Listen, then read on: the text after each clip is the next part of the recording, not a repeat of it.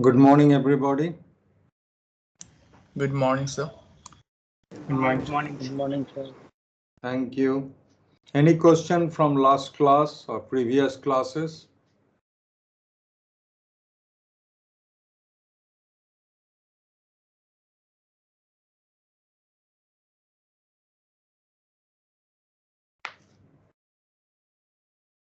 Anybody has any question?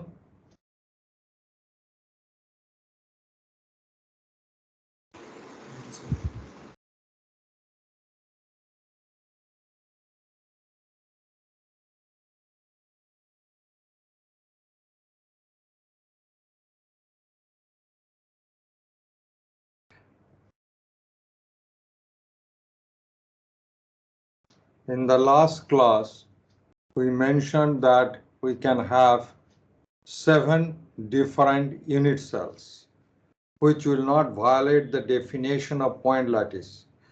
The point lattice means periodic arrangement of imaginary points in 3D space so that every space is filled up and you get a same view if you stand at any of those points and look at a particular direction as standing in any other points and looking at the same direction.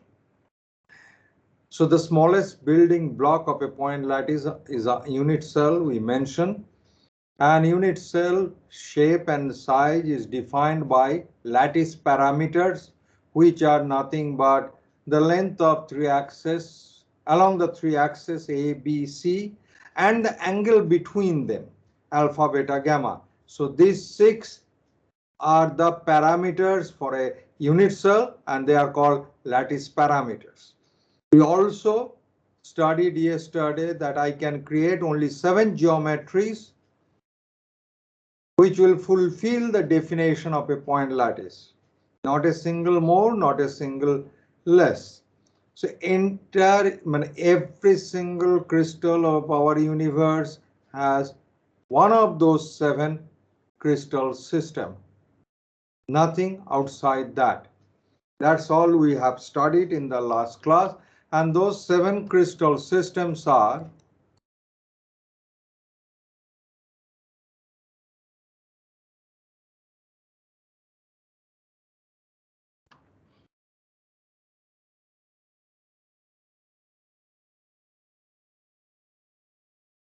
cubic, tetragonal, orthorhombic, rhombohedral, hexagonal, monoclinic, and triclinic. We also mentioned under them the relationship between the lattice parameters, axial length A, B, C, and angular relationship between those 3 axes, alpha, beta, gamma. So any question from those?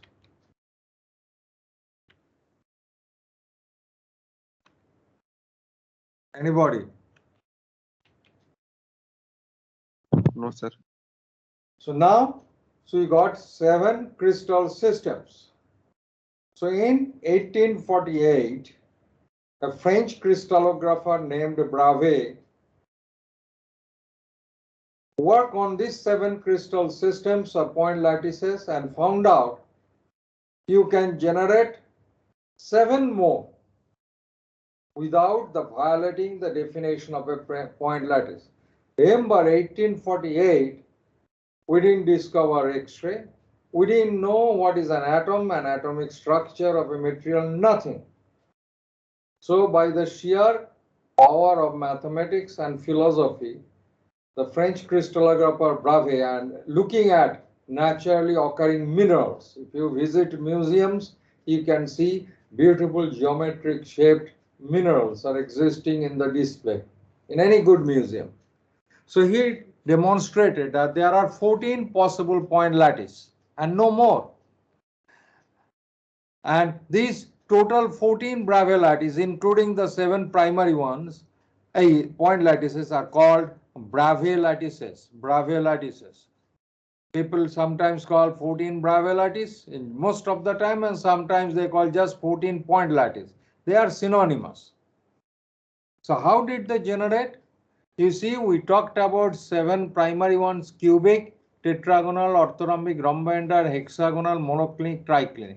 In cubic, there are 8 corners and they put atoms at the 8 corners. I point at the 8 corners. That's a simple cube. But Bravais found out if I put a point in the center of this cube, I create a body-centered Bravais lattice. That does not violate the definition of a point lattice. So there is only one body center. Similarly, he found out in a cubic system, there are 6 surfaces, 6 faces, and he can put a point at the center of each face. And he can come up with a Bravais lattice face-centered cubic. So body-centered and face-centered cubic, they do not violate the definition of a point lattice. Similarly, in tetragonal system, simple is existing. The simple lattice is existing, but he found out that he can create a body-centered one. But he could not see that you do not form, he cannot make a face-centered tetragonal because that will not be the smallest building block. Do not forget the definition of a unit cell. That is the smallest building block. There is nothing called face-centered tetragonal. In orthorhombic, he had obviously simple orthorhombic, he had a body-centered orthorhombic, he had a base-centered orthorhombic. Base means top surface and bottom surface centers, not the remaining 4 surfaces. And face-centered, where all 6 surfaces are considered. Rhombohedral, only simple, nothing can be created. Hexagonal, again simple, no additional unit cell could be created. Monoclinic, you have simple as well as base centered, not body centered, not face centered. And triclinic, you have simple. So thus he created total 14 Bravais lattices or 14 point lattices. So 7 crystal systems of 7 primitive point lattices and 14 Bravais lattices or 14 point lattices. They are synonymous. So these are the schematics of those. Now you have a notebook and pencil or paper in front of you. I put 14 Bravais lattices.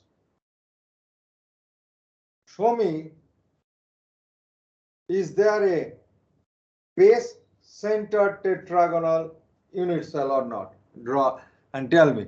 Base centered means you have a simple tetragonal. If you put an atom here and putting an atom here, top surface and bottom surface. If I put an atom here and putting an atom here, does this unit cell exist or not? If not, what should be the unit cell? So my question is, does a base-centered tetragonal unit cell exist or not? Explain. Do it now.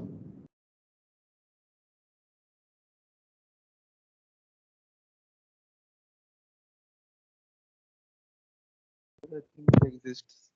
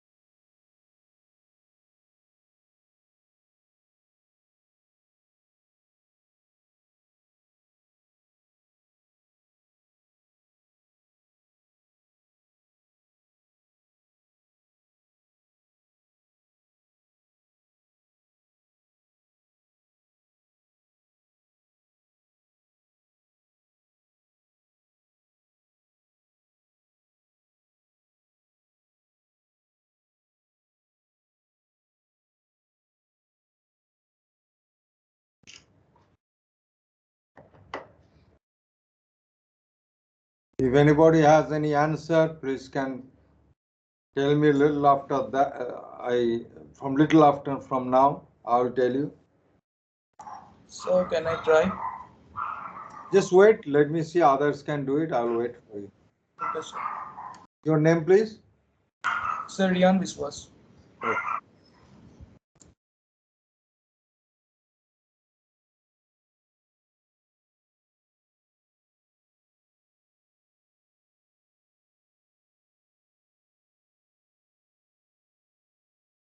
Others, please try.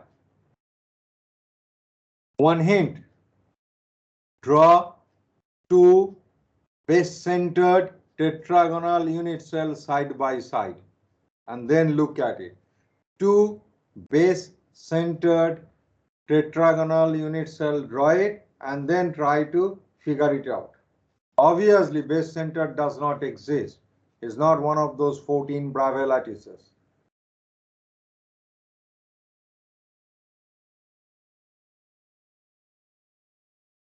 You see, this slide is taken from Shackelford's book, and there is a mistake in this book. Nothing is called crystal lattices. This is wrong. It is 14 Brave lattices or 14 point lattices. Never ever crystal lattices. So that's a wrong thing.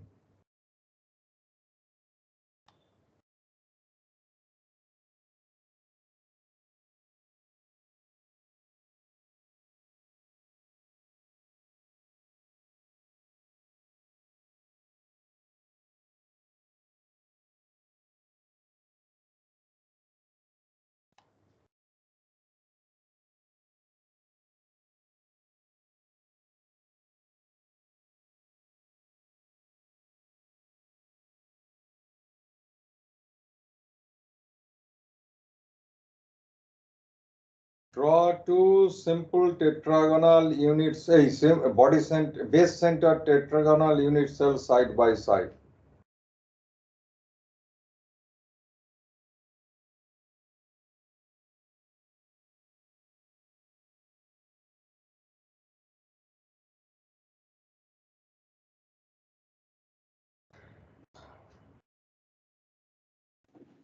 Sir, hexagonal. No, it is not.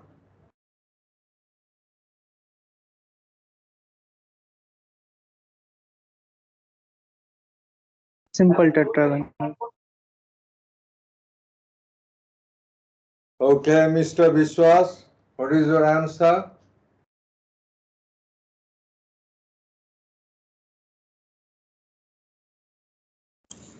Hello, sir.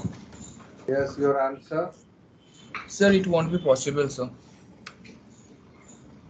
It is definitely not base center tetragonal. What Yes. something else? What is that? It's going to be another simple tetragonal. Correct. How did you find out?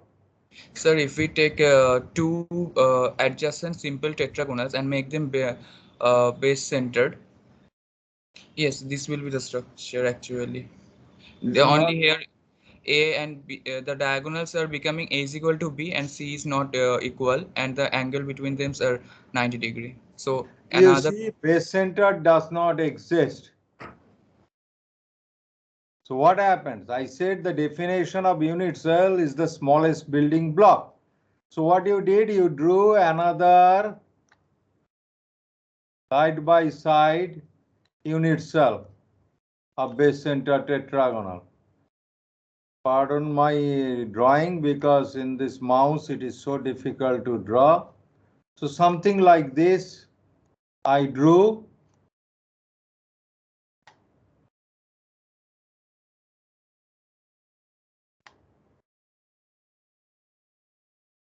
This portion, let me see, is then eraser. Where is eraser?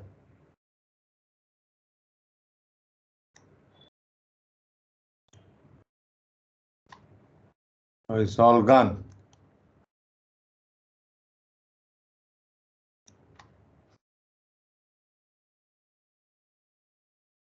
Oops. I don't know why it is coming. Anyway, So I had a true base-centered tetragonal unit cell. So I drew the complete base-centered tetragonal unit cell. Now what I did, I joined this atom by this line, this atom, and that atom by this line, and similarly I am joining them. In the base, I also joining these 4 atoms. I don't know why this is shooting up. So I get this something like that. And then vertical lines I join. So what is this unit cell?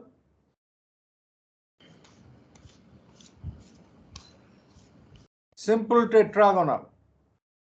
So what is the definition of a unit cell? The smallest building block. So when I drew the base-centered unit cell, base-centered tetragonal unit cell, I can draw out of it a simple tetragonal unit cell, which is more simple than this base-centered tetragonal. So as per the definition of unit cell, it is the smallest building block. I can draw a simpler unit cell, which is simple tetragonal out of this base-centered tetragonal. So the base-centered tetragonal unit cell will not exist, rather will have a simple tetragonal unit cell. So what will you draw out of face-centered tetragonal unit cell? Sir, this is orthorhombic unit cell, na? Do it, this is your homework. And what will be the unit cell if I draw a base-centered cubic system? What will be the unit cell for it? So if you wish, Sir, you can write it down. excuse me, sir. Yes. Sir, that previous one, the unit cell which we have formed, that is orthogonal, na? No, it is Because tetragonal. sir, but the 3 sides lengths are different in that unit cell. Oh, sorry, sir. Sorry, sir. I got it. Okay.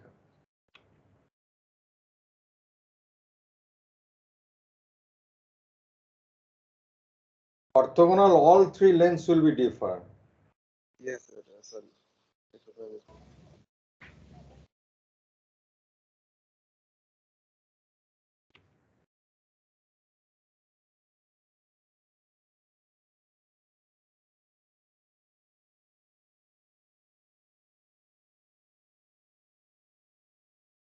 If you wish, you can write it down.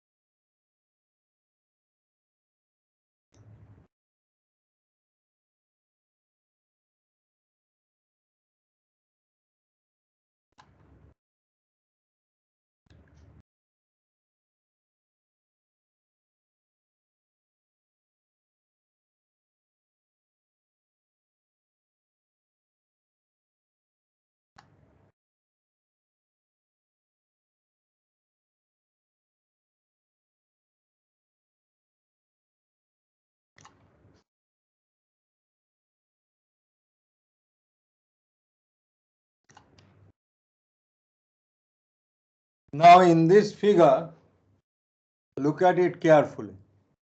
The circles, I drew it in 2D, it can be 3D, instead of circle, it can be spheres. You arrange them as the closest possible arrangement, touching each other in this one. Same arrangement here. I can draw an unit cell here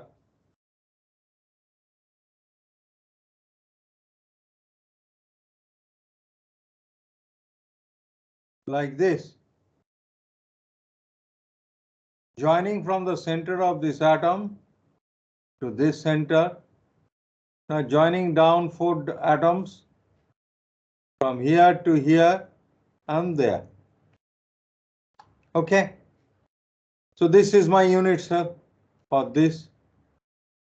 Or I can join along this diagonal direction, 3 atoms. These 3 atoms are not touching each other. Here, all the atoms were touching each other when I drew the line. Here, they are not touching each other. I drew it.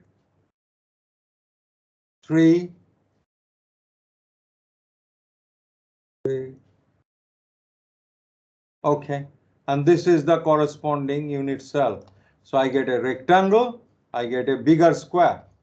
Or I can join the same atoms, same circles are there. 2 neighboring atoms, I can join. And up. What I get? A small square. A rectangle, a large square, and a small square. So what will be the unit cell? It will be a simple cubic, or in this case, it looks like square, but it's a simple cubic unit cell because this is my unit cell, the smallest building block. Smallest building block. This is a square, that is a square, but it is much bigger than this. So smallest building block will be the small square instead of large square. This is important, draw it up. Quickly you draw that.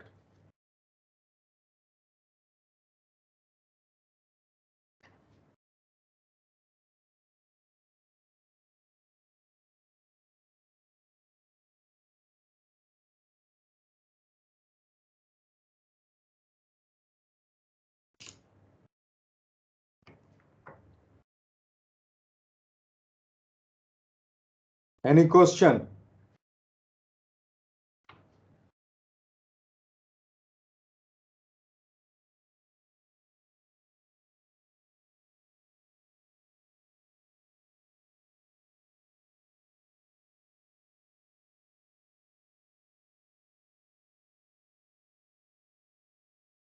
Now we introduce a concept called symmetry. Tomorrow I shall try to demonstrate with the model.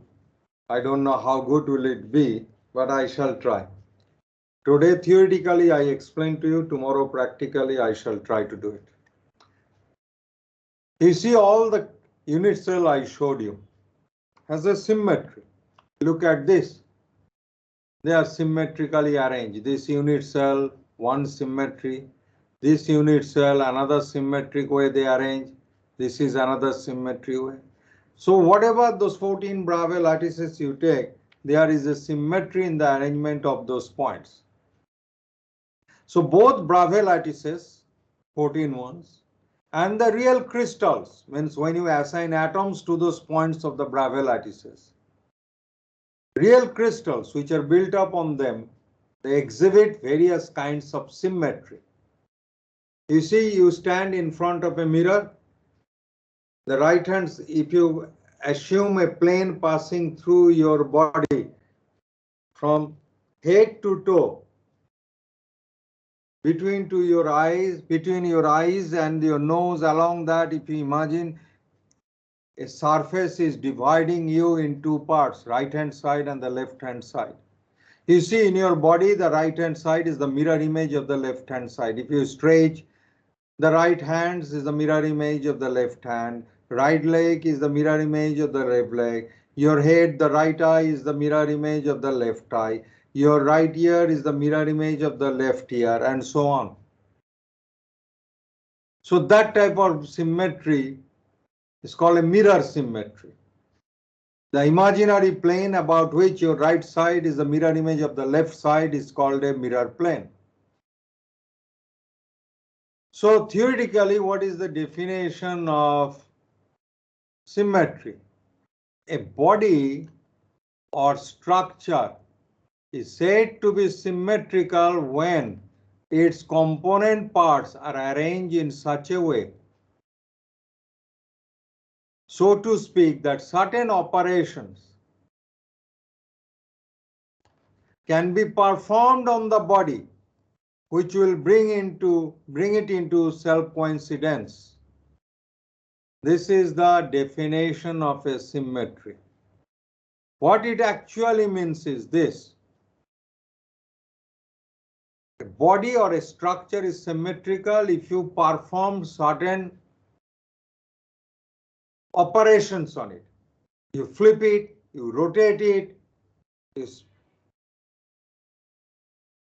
separate it by an imaginary plane, this kind of operations. If you do that, it appears to be again having the same look. And this is the concept of symmetry. Then it appears to be quite abstract now, but look at it. I assume I have a cube. Okay. I have a point A1 here and a point A2 here. Now if I imagine an image, a mirror, just one. Now if I imagine a plane, the shaded plane, which is passing through middle of this cube, and about this plane, A1 point is the mirror image of A2 or vice versa, means A2 is the mirror image of A1. So this symmetry is called a mirror symmetry, and this plane is called a mirror plane. So sometimes in book you call reflection symmetry or reflection plane. So A is the reflection plane or mirror plane, same thing. Now you see several axes are passing through in this cube. Consider this edge A1 to A1 dash, this line. And opposite end, diagonally opposite, there is another edge. If you pass an imaginary axis from the center of this to the center of that, and you rotate the crystal about this axis by 180 degrees, you will have the same appearance as a cube. Tomorrow I shall try to do the experiment. So you have an imaginary axis, this one joining the center of this edge to the center of that edge. About this imaginary axis, if you rotate your crystal by 180 degree, you will get the same view as you saw now. So this is called rotational symmetry elements, and it has a specific name, twofold. Why? 360 divided by 180 degree tilt makes 2. So it is called twofold rotational symmetry. Now if you and symbol is like this oval shape. If you imagine an axis joining point A1 to this point, means along the body diagonal, and flip it by 120 degree, you'll get the same view like a cube. Flip it by, rotate it by another 120 degree, you'll get the same view like a cube. Again rotate it by 120 degree, you'll get the same appearance like the cube you are seeing right now. So every 120 degrees rotation, you get the same view. So 360 degree divided by 120 degree makes 3. So this about this axis, body diagonal, if you rotate by 120 degree, you get the same view of the cube, and it is called, this diagonal is called threefold rotational axis. Now, this is easier to imagine. This one, two opposite phases center, two opposite phase centers. If I draw an axis and rotate the cube about this axis by 90 degree, you will see the same cube. So 360 by 90 makes 4. So this two line or imaginary line or axis joining two opposite phases in a cubic system has a 360 divided by 90, that makes 4. It is called fourfold rotational axis symmetry or fourfold symmetry, rotational symmetry. Number C, this one. Along this body diagonal, this point A1, if I inverse it with respect to this body center, it becomes A. Or I take A atoms and inverse it, it becomes A1. So this point is called inversion center, and this symmetry is called inversion symmetry. Inversion symmetry. The fourth one, you have a four-fold rotational axis joining the center of two opposite phases. If I rotate by 90 degrees, A1 becomes A1 dash. Now, you invert it with respect to this body centered position, A1 dash become A2. So first I rotate by 90 degrees along the four-fold rotational axis, A1 becomes A1 dash. Now invert about the inversion center, if I invert it, A1 dash become A2. So A2 is the rotation inversion of A1. So what is written here? Rotation inversion axis. You rotate and invert it. So A2 is the roto inversion of A1 or vice versa. A1 can be called roto inversion of A2. The question will be, why should I care about this symmetry? You see, when you design newer and newer materials or try to understand the behavior of materials, the crystal structure or crystallography is the most important thing. It dictates the properties. And this symmetry elements tells you a lot about the nature of the crystal and the properties it will result in. So wherever you do work on the development of newer materials or understanding the behavior of existing materials, by X-ray or electron diffraction, you try to find out the crystal structure. And when you try to find out the crystal structure without symmetry, you will not be able to determine the structure. So symmetry is the most essential part of crystallography. So when you take electron microscope course or X-ray diffraction course in the third year, you will appreciate the importance of symmetry. When you take a pattern, a diffraction pattern, you see they have a symmetry existing there. I don't know, oh, you are the second year, you didn't have the opportunity to do the physics lab in person. But was the physics lab carried out virtually? Or Yes, sir. Yes, sir. there was a lab of a light diffraction. There was a gratings, a glass plate with parallel black lines, and you passing the light through those gratings and they got diffracted. Did you see that experiment? No, Yes, sir. that experiment was Okay. quick.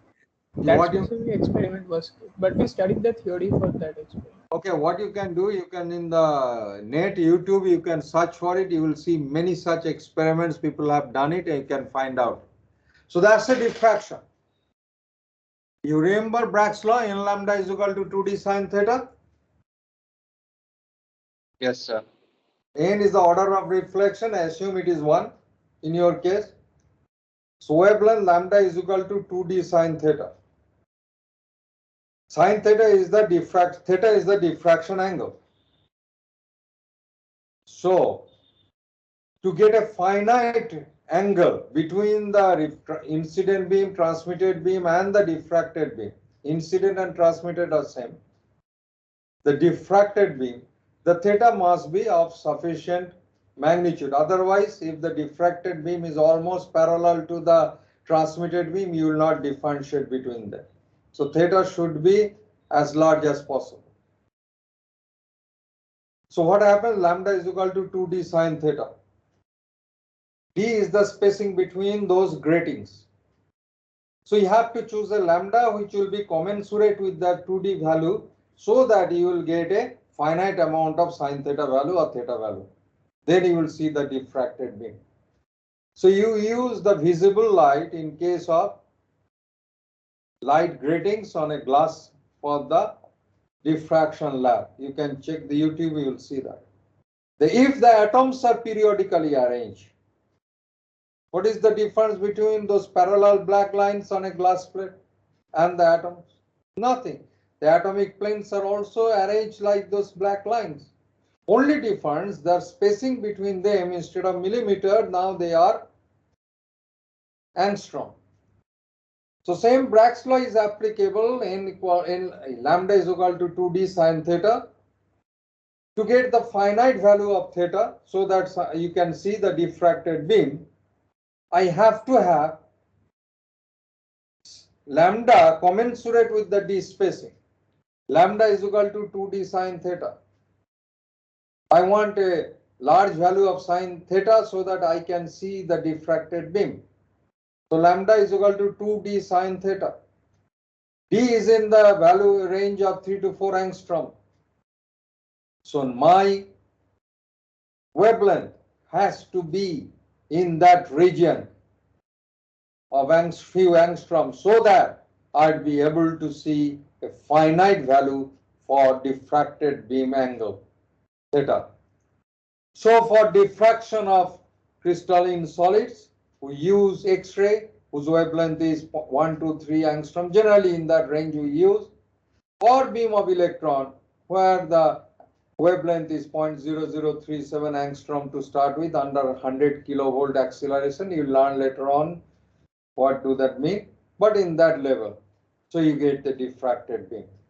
So to analyze those diffraction, you need to know what is symmetry. Now recall yesterday what I showed you.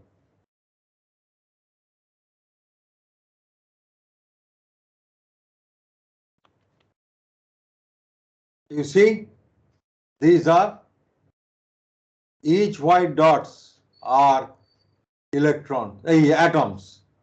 You see how periodically they are arranged. They have a symmetry between them. Now you go, it has a symmetry existing in this figure. There is a symmetry here. There is a symmetry here. So here you see the symmetry things are coming. So entire MCSR drawing is based on symmetry, and these are mathematically done. Our nature, the atoms. You look at our constellations. You look at the solar system, how the planets are orbiting around the sun. Is there a symmetry there?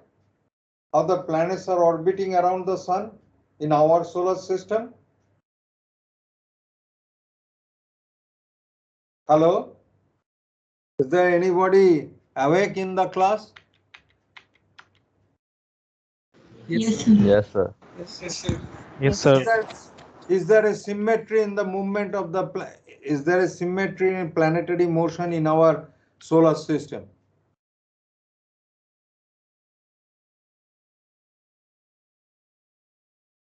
Yes or no?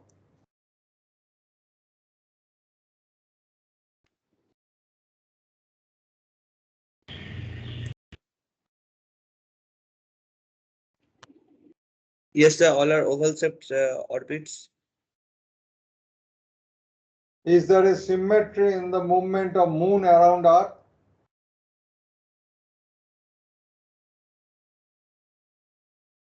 Yes, sir. How do you know?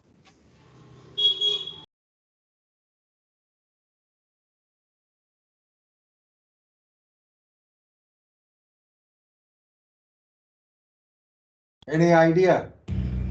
I think the time taken by moon to revolve around the earth and the time taken by earth to How do you measure time? Very simple way you can explain without any measurement. So, so Today moon is the has 2nd of different September. phases after 14 days. But I think Today is the 2nd of Hello? September.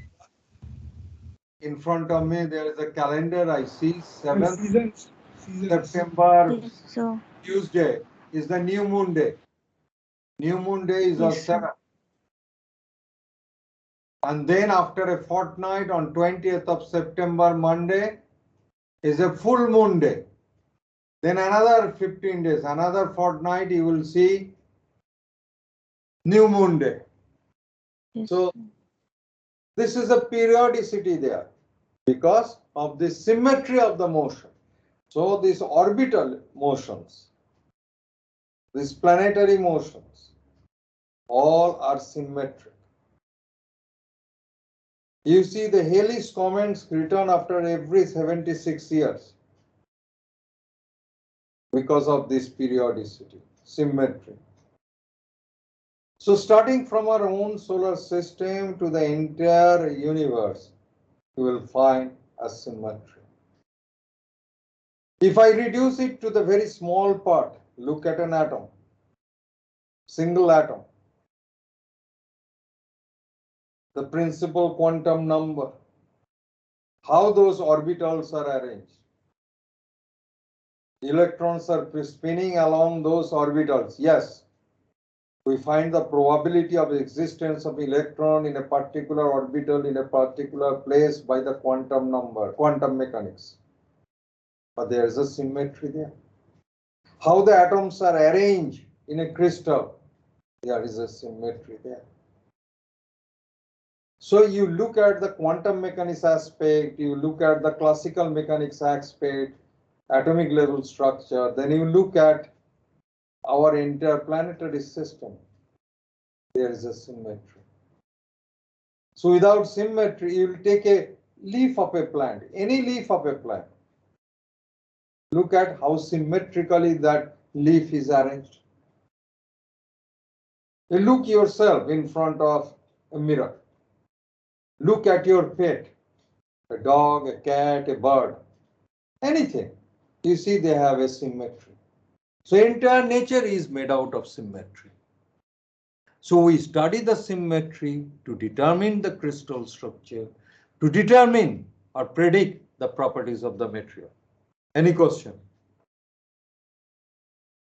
So minimum number of symmetry elements for each 7 point lattices are mentioned here. Note that triclinic system is the only one which doesn't have any symmetry because A, B, C not are equal to each other. Same thing for alpha, beta, gamma.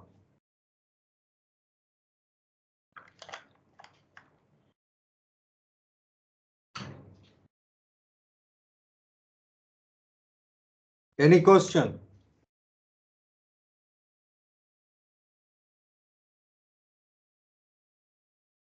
Metallic crystal structure. They are densely packed. And the reason for dense packing is generally 1 or 2, 3 elements are present in alloy, pure metal 1 element. Metallic bonding is not directional. Nearest neighbor distance between atoms tend to be small in order to lower the bond energy.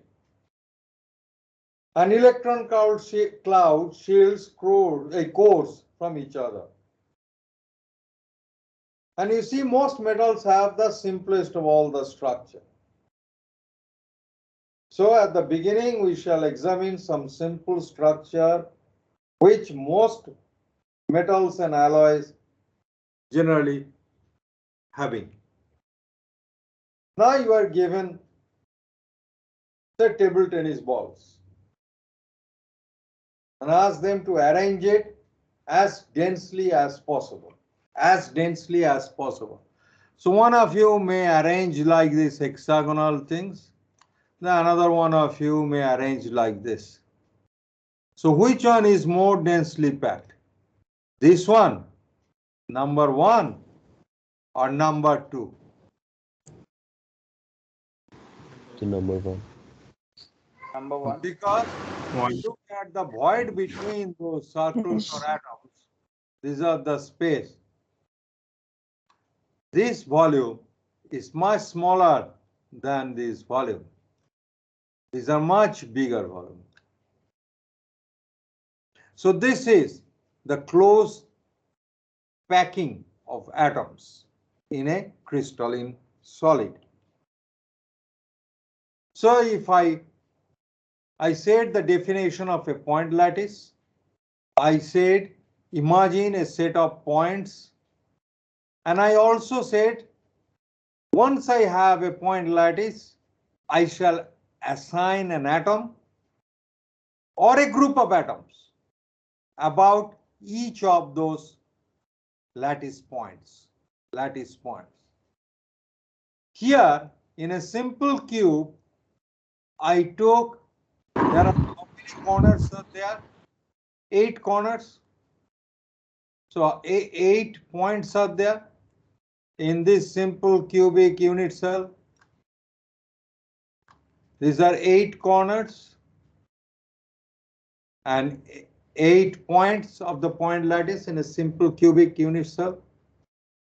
And I take an atom and assign an atom, in this case exactly on that point. I can be away from this point in a symmetric way, or if I have a space, I assign that atom exactly at that point. Means the center of that atom will coincide with this point, corner point. So 8 corners, I assigned 8 atoms, and this is a simple cubic structure, simple cubic crystal. In nature, only polonium has a simple cubic structure. No other metal has a simple cubic structure. Only polonium has. Now, few things we are going to learn in this class, which you will find it useful later on. Few definitions. What is a coordination number? Assume there are how many simple cubic unit cells are stacked here? 1, 2, 3, 4 at the top, and then at the bottom 1, 2, 3, 4, 8. You can randomly choose any of those atoms or point. Let's assume this red color one. What are the nearest atoms to these red atoms? One is this, an equal distance 2, 3, 4, 5, and 6. These light gray atoms, they are at a longer distance compared to these 6 atoms.